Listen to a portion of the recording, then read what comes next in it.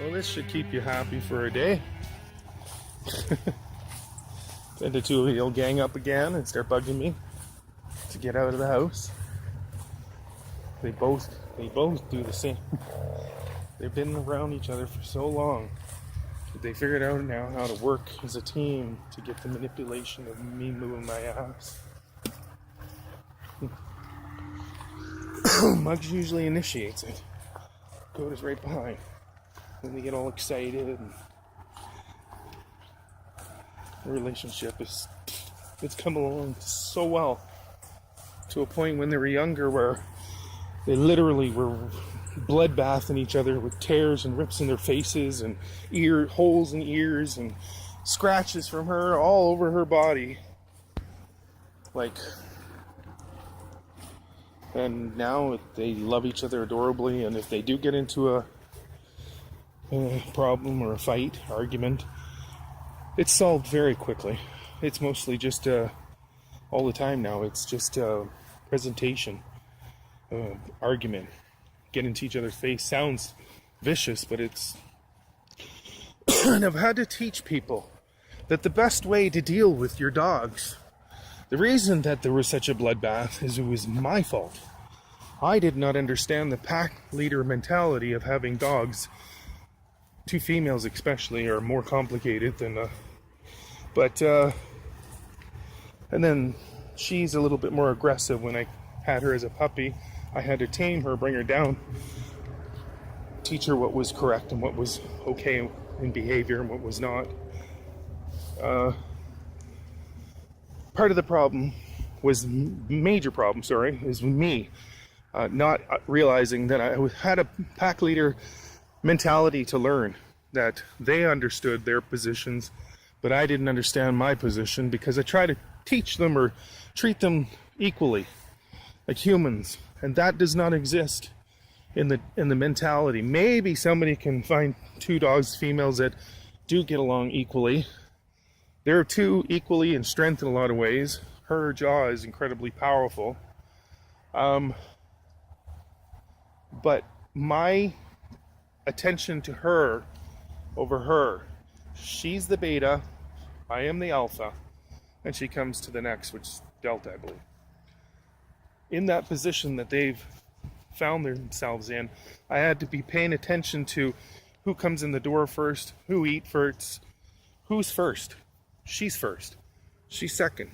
When I started to treat her first, equally, without realizing that there was a level, a station, the two of them. Once I understood that and started to treat them like that, all the fights and everything went down to minimal. But there was another thing that I learned. When they do start to fight and scrap, the biggest thing is you let them alone. You let them deal with it themselves. People don't understand that they create the problem even more. Every time I got involved with their fighting, which they're just playing right now, this is all play. They love each other. The problem with me interfering created the problem where the fight would become more vicious. One of them was thinking I was on their side. If I grabbed one and pulled it over, the other one would attack. You get into bad situations, bad moments with your dogs when you're trying to learn. I've had small dogs all my life, so this was a learning curve for sure, understanding for these two. It was a learning curve. And I learned my leadership level. I learned to also allow everybody else to learn how to be alpha leaders, that they are always beneath by treating them in a certain way.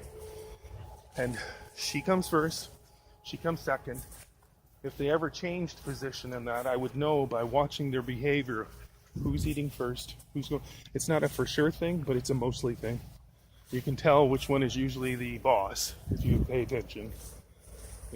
She definitely becomes submissive to Mugs, but they do, she did have fights, scrapping, and that.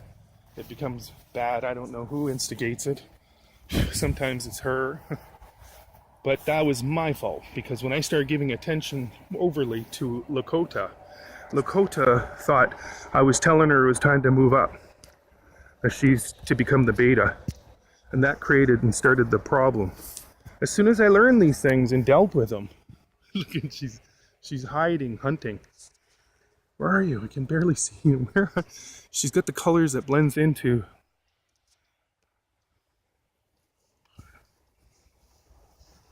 There you are. Come on, Lakota. So, problems that you have with your dog can be solved. When it comes to these, if I give tips, this would definitely be them. Learning, I love them a great deal. They saved me from a great deal of sadness, heartache, and depression. They didn't stop it, but they made it easier when I went through it. My wife and I, separation, going on to 25 years. Very difficult time. So they got me out. They got me outside, taking them to the parks, even if I didn't want to. They got me out, and then I felt better when I got out. Fresh air. Their love, unconditional love, was a strength that I needed, My kids have all grown up. I have 10 grandkids now, so for me, I didn't really have anybody in my life, but now I do, of course. But at that time, separation and selling, getting rid of the condo, and after 18 years of living in the same place, was very different. And then moving out was atrocious. Oh crap, the stories I could tell, the foolishness of my emotional instability, of what I was doing with my money, trusting people. I'm lucky, but for me, when these bad things happen, I confront them and I deal with them by knowledge, being wiser than and that's a whole nother story I would love to share. And continue the last bit of walk with my dogs, and then go home. I hope this helps somebody, some of the information that I'm sharing. I hope that it can help in some way to people who have dogs who don't realize their positioning on a bigger, larger dog that could harm or hurt. These are actually medium. They're not even that large. There are much, much, much more healthier, stronger, larger dogs. And you have to understand the mentality of pack leader mentality. They have it, and we have to learn it if we're going to be responsible for beautiful creatures that could potentially harm another. They have the ability and power. But I tell you, they won't do that if you love the shit out of them and you teach them gentleness and you don't make them more wild and you don't make them more harsh and saucy like some people do. I mean, if you're looking for a guard dog, go right ahead. Put the signs up, everything. Warn everybody. But if it's a pet, it is a responsibility for everybody to treat their dogs and teach them just like you would your kids, right from wrong, what's okay and what's not, what behaviors are okay and not. Come on, Lakota, get over here. Come on, you don't go too near the road. Anyway, I will close this off. It's a beautiful day.